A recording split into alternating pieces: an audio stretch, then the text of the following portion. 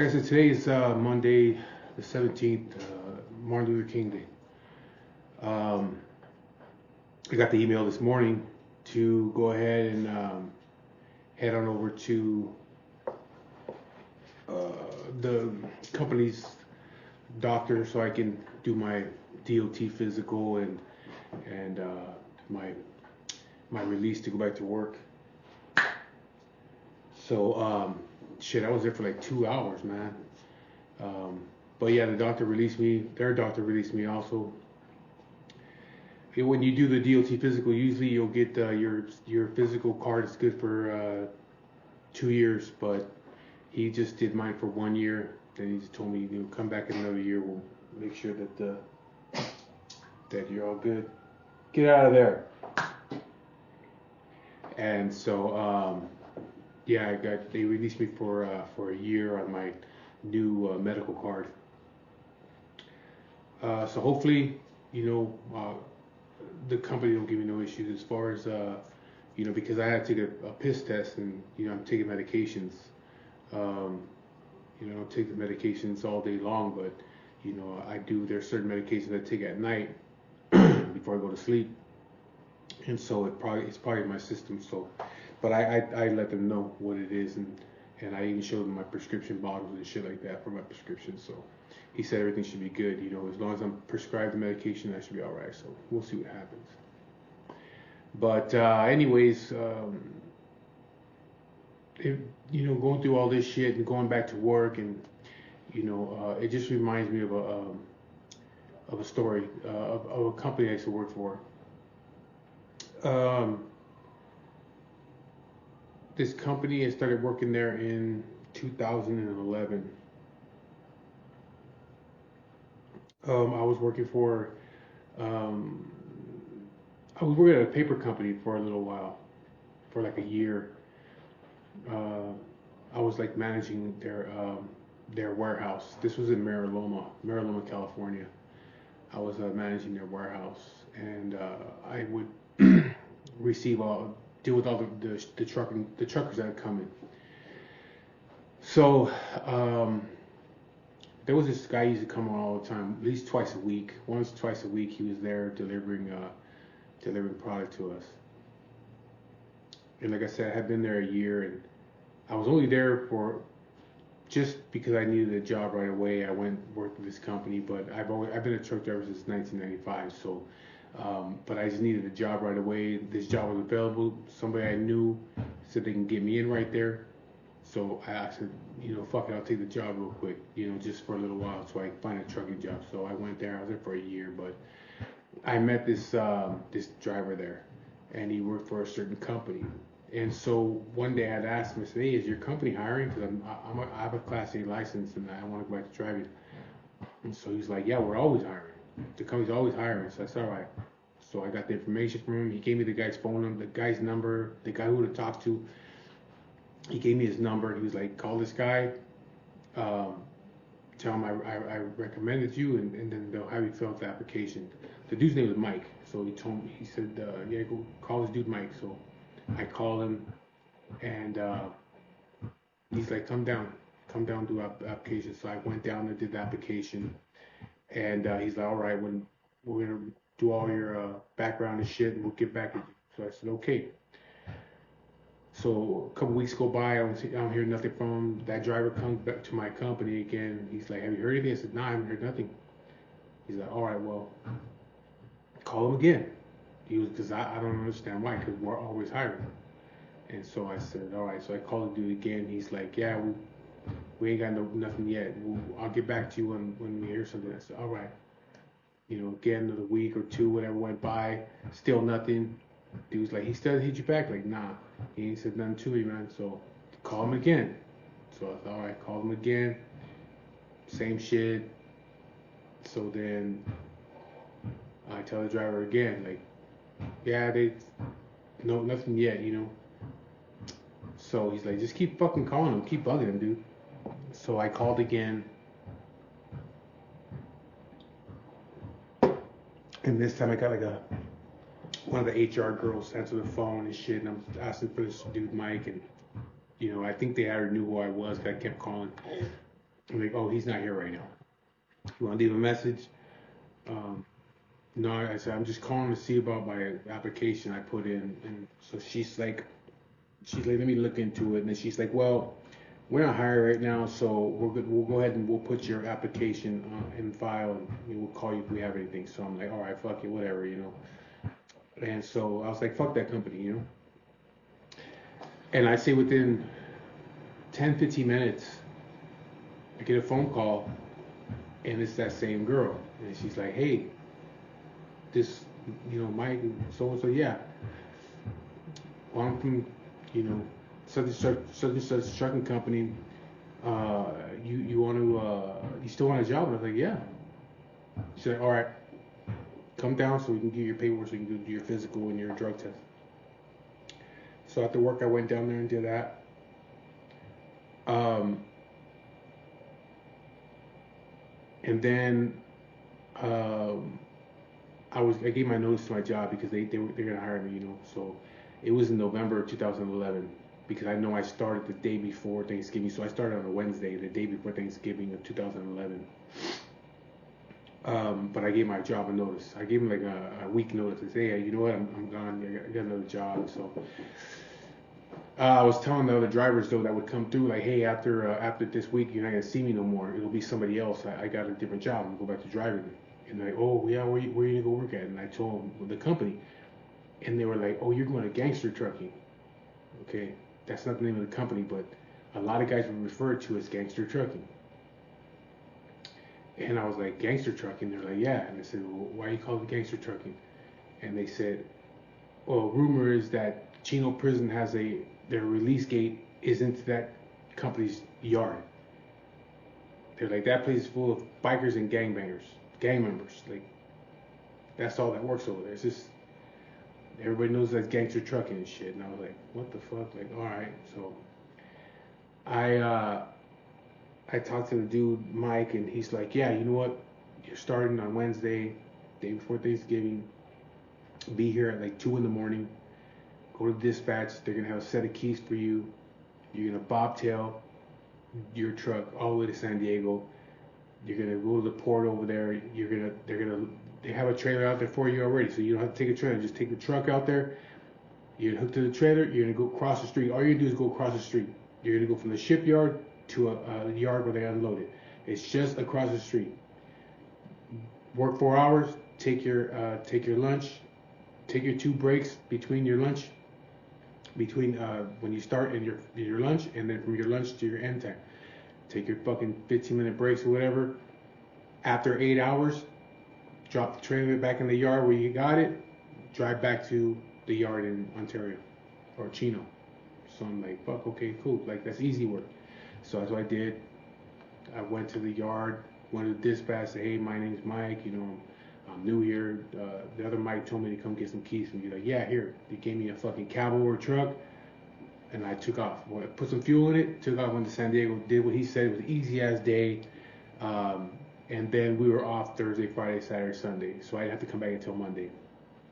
But when I got there that day, when I started there in the yard, it was 2 in the morning. There was nobody really there, you know. So, but when I got back to the yard, then I started to see like, oh, okay, I understand why they call it gangster trucking. You know what I mean? Because it was a bunch of fucking just blasted up dudes, or you know, dudes that were their shirts and pants were all creased up, their boots were all nice and clean. They were pulling in with these nice ass polished out trucks and shit.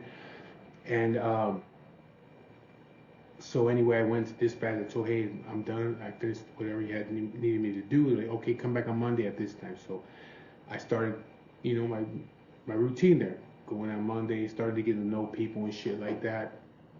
And like I said, I understood why they called it gangster trucking, because a lot of baldies there, a lot of tattooed motherfuckers there, and a lot of bikers there. And it was the owner was a fucking older white dude. He was kind of a dick, you know. But if he knew you, he was cool. But you know, if he didn't know you, he was kind of a dick, you know. But he was like a shady motherfucker. He was real shady, a shiesty ass dude, you know. I couldn't tell you how many times my check was short. My check would be short almost every fucking Friday. And not only mine, but a bunch of drivers. And they had hundreds of drivers there.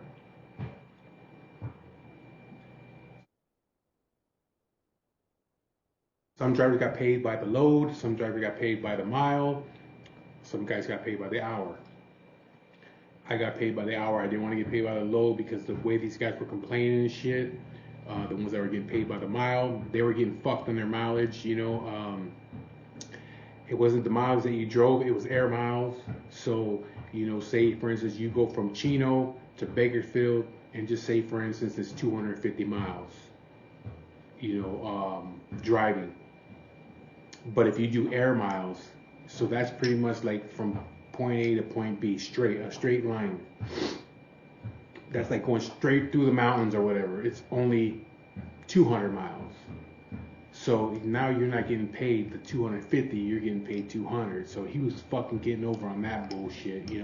And when I found out they were doing the air mile shit, I was like, nah, I'll get paid by the hour.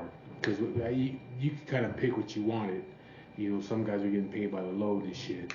I didn't want to get paid by the load either, because a lot of guys were complaining about that, because you had to fill out a ticket for each fucking load you did.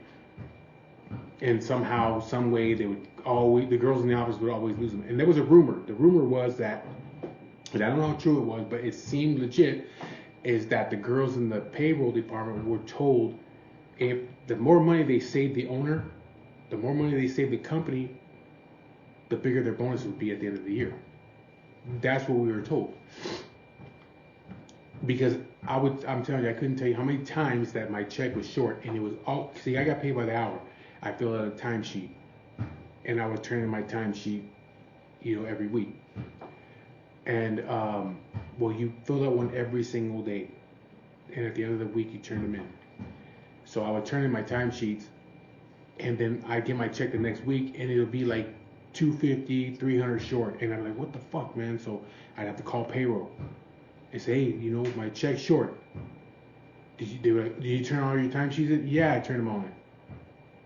Okay, well, let me look. Oh, well, we only have 4 of your timesheets. We don't have the 5th timesheet. And it always seemed to be Friday. The Friday timesheet, they would somehow lose the motherfucker. We got paid overtime after 40. So Friday was guaranteed your overtime. Sometimes if you worked a lot, which we did, because we could do it, so could do whatever we wanted, you hit overtime on Thursday, because you could do your 40 hours in 3 days, and then Thursday and Friday is overtime, and if you work Saturday, it's all overtime. You see what I mean? But they always seem to lose your Friday fucking timesheet. With me, I remember one day they did it for like 2 months. One time they did it for like 2 months straight. Every Friday they're like, oh, we don't have your Friday timesheet.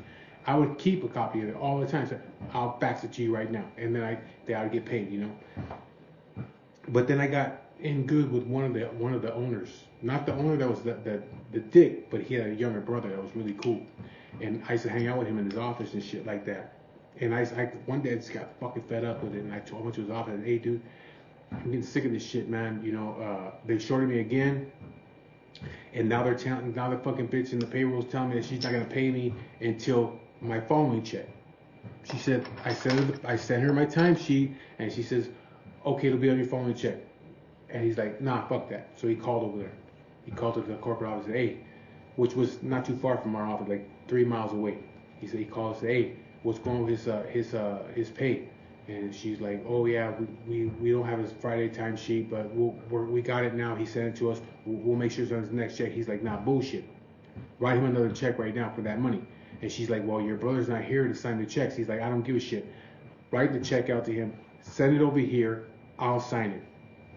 And so she's like, okay. So that's what she did. Like an hour later, he called me. He's like, hey, a lot of guys who were at that job, they knew me as Bird. So he's like, hey, Bird, come over here. Come to my office. So I went to his office, and he had a check for me. And so he would always take care of me. But, he was one of the owners. But there was another dude that worked there who was a friend of mine.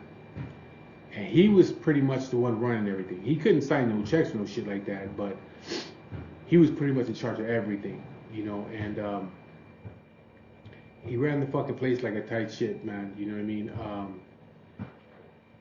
Again, you'd have to work there to understand, you know what I mean, the whole gangster trucking type thing that they would call it, you know, because you would see guys that, just say for instance, him, my friend, uh, and his family members that work there, they would all be walking around in Pendletons and fucking creased up Levi's and clean boots and shit like that, you know, and the family that worked there as drivers, they have all nice trucks and shit, you know what I mean, all polished out, clean, you know, the tires would be armor all, the trailers would be polished and clean. I mean, they had top notch shit. Anytime new trucks came in, they got the first choice of those trucks and shit. You know what I mean? But if you were in good with him and the rest of the people that were actually running the place, you can have those perks too. You know what I mean? So and I had that. You know, I had that there with them. I had a nice truck. I always had nice shirts. You know, if my shirt started to look a little shitty, I just tell them, hey, can you order me some more shirts? Yeah, they'll order me some brand new shirts and shit. You know what I mean? I would go to my partner and be like, hey, can I get the PO number so I can go to the truck wash and get my truck washed? Yeah, no problem. He give me a PO. I go down to the big truck wash and they would scrub my truck down and degrease it and armor all the tires and all that shit, you know. But like I said, his family that worked there, they did all that shit on their own. I mean, they would go to a stop and take up their fucking work shirt. They have bundles of rags, and they'd be out there just polishing their trucks and shit as they're being loaded or unloaded. They always had really nice equipment. Then there was a fucking infamous paint booth, or the back barn. Now I've never been there. I was never had to be called into there, but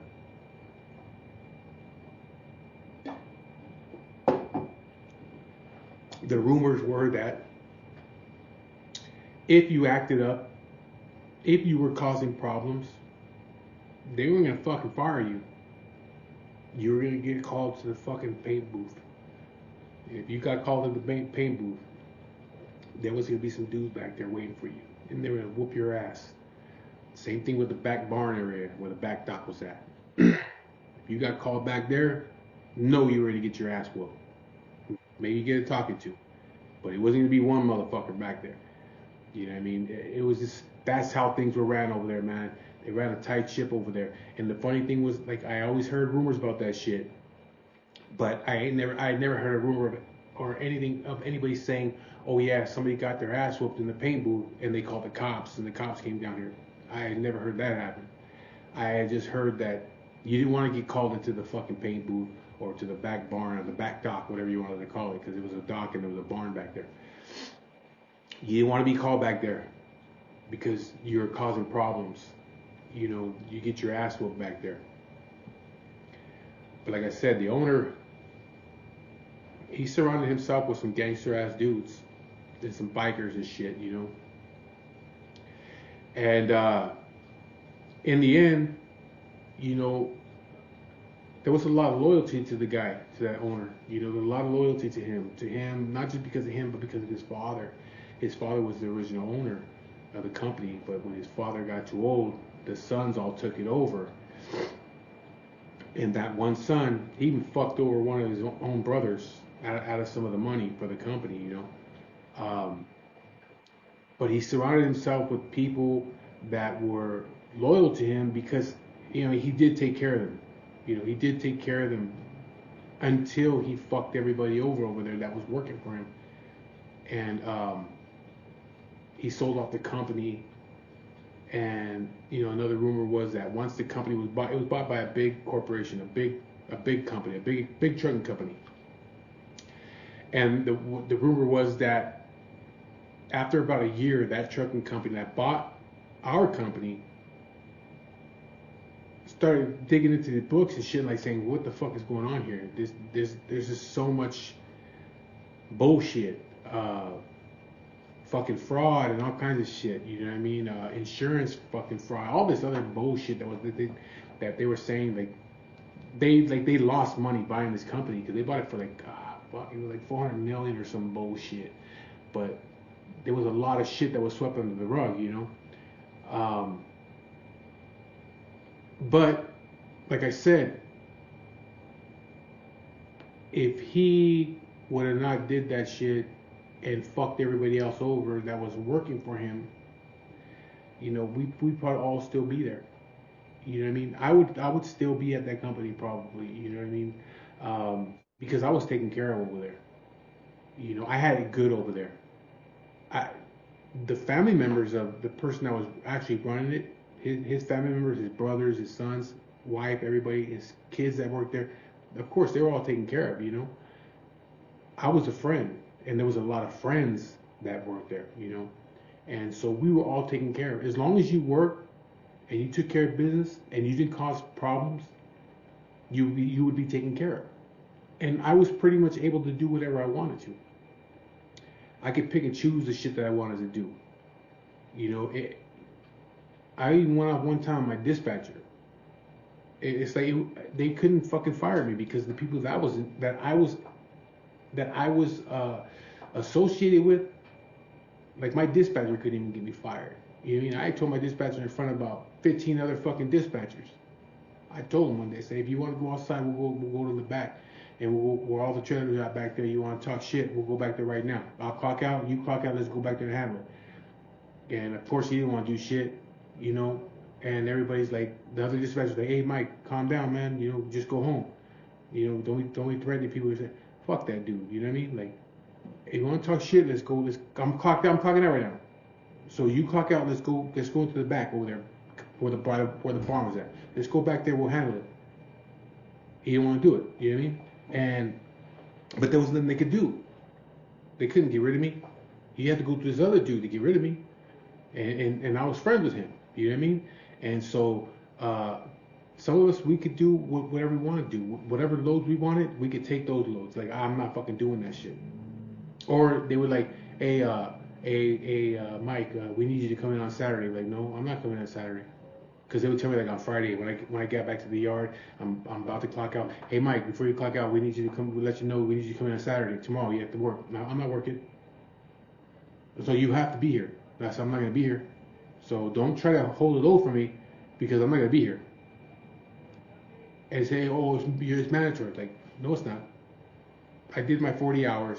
I don't have to do shit. I don't want the overtime. I'm not doing it. And so for the most part, I would have Saturdays and Sundays off. A lot of guys, they would force them to do it. And me, I'm like, yeah, force me to do shit. If I wanted to do overtime, then I would do it. But for the most part, I was like, nah, I'm taking Saturday off. I'll have Saturday and Sunday off. There was nothing the dispatcher could do to me. Like I said, if I needed my truck polished, I go to my partner. I'm like, hey, bro, can you like I'll go to him like on a Friday. Hey, can I park my truck over here where the polishing guys are at, so they can polish my truck over the weekend and it'll be clean by Monday? Like, yeah, go ahead. Tell them to take care of it. All right, cool. So I go park it over there. Tell the guys that polish all the trucks out, hey, hook my truck up. I'll be back on Monday. Like, okay. So Monday I come in, my truck's all clean, waxed, all the stain, the metal's all polished out. And this during the week, I would just dust it off as I'm doing my days, and then I would just keep the inside clean on my own, just armor all the inside and shit like that. But I always had a nice truck, always had nice equipment. Like I said, the people that were there, that were actually running the spot, the guy that was actually running everything, he took care of his people, and but the owner fucked everybody over. And once he fucked him over and he lost his job, and all the other people that were associated, they all lost their jobs, the shit started to go downhill. I was still there, and I'm like, this is fucked up. It's just fucked up now. Then you could get your ass fucking fired, because I didn't have my people there no more that could look out for me and shit. And so,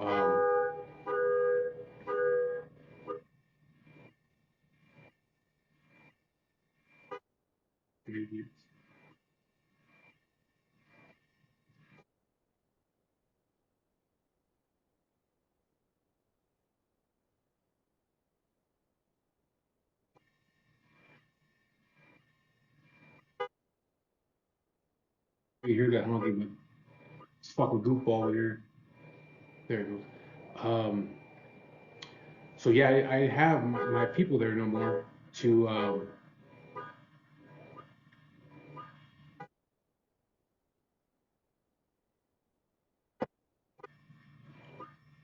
Give me a second.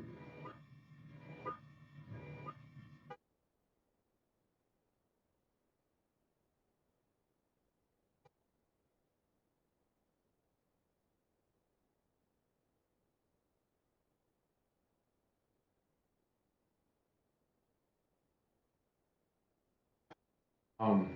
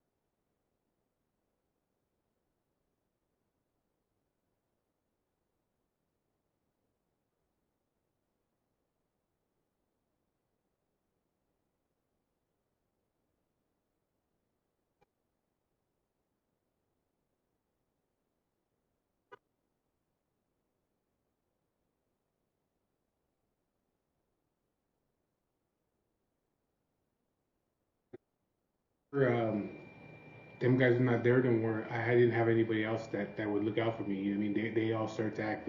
All the guys that were left there, they all started to act more like corporate and shit. You know what I mean? It wasn't run the same way. It was being ran like a regular business. And when we were there, when that guy was running it, it wasn't ran like a regular business. You know what I mean?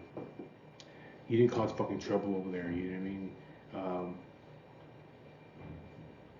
you had to be respectful and shit like that. It was just it was a different experience from any other company had ever worked for. But yeah, the owner fucked everybody over. We fucked them over, and then that whole group of people, when they left, a lot of us said, you know what, fuck it, I'm out of here. I don't want to be here no more and shit. There was even a time when I was there, fuck this guy, dude. Fuck the guy's an idiot.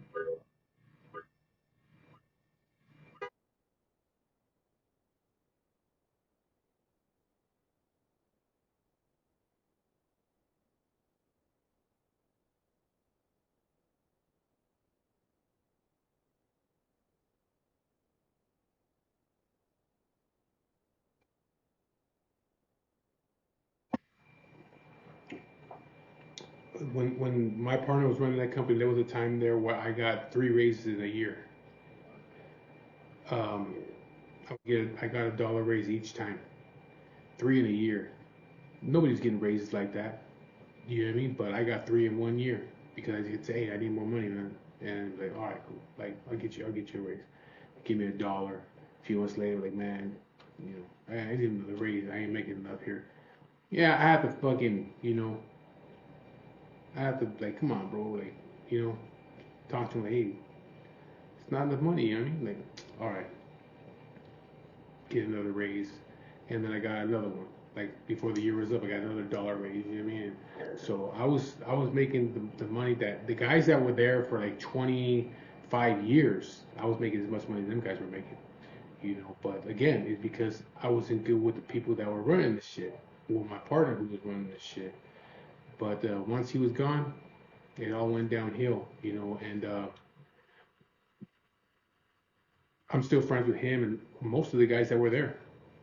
Most of the guys that were there that were all associated, I'm still friends with all the fucking guys. You know what I mean? We all went our separate ways though, as far as companies and what kind of work we're doing now and shit. You know what I mean? But we still communicate with each other. And I met a lot of good fucking people there that I'm still friends with to this day. I'm still friends with them. And so it was a great experience though working over there. Like I said, everybody called it gangster trucking, and for the guys that live out in an empire, even the LA area, they know what company I'm talking about and shit. As far as you know, everybody called gangster trucking and shit. They at that point they had the nicest trucks on the freeway. You knew their trucks you'd see these fucking nice white trucks coming down the road, all polished out with all kinds of lights and shit on them. At nighttime, they'd be fucking glowing, and their trailers would be like, if they had a flatbeds, it would be all polished out, all kinds of lights on them and shit like that. And a lot of the guys were going from fucking Chino to Manteca to Northern California, or out to like Yuma. But we had yards all over the fucking place. And you know, my partner, my friend that was running shit, you know, he was in charge of all that stuff. So you know, he had certain people that he trusted in at all these different locations all over Southern California. All these different yards. We had a lot of different yards. So he had, you know, certain people there running those yards. And and some of the, like I said, some of the yards you go down there, you knew they were his people by the way that they dressed. They were wearing Pendletons and creased up Levi's and shit. Be sitting in the office, you know, behind a computer, but they're all with Pendleton and shit on, you know, always dressed clean, always dressed nice and shit, you know. But like I said, it was a good experience, man. If he was still there and he was still running that company, I would probably still be right there. You know, I left because they all had to leave. So I said, "Fuck it, I'm gone. I'm out of here." And so yeah, anyway, that's my story about. Like I said, I won't tell you the name of the company, but that we used to call it. It was called Gangster Trucking, and everybody out here knew. If you said Gangster Trucking, they knew what company you were talking about. But anyways, I appreciate you guys watching the videos. Please like, share, and subscribe to the videos, and hit the notification bell so you get notifications of when I drop new videos. I appreciate you guys. Thank you, and I'll be talking to you guys later.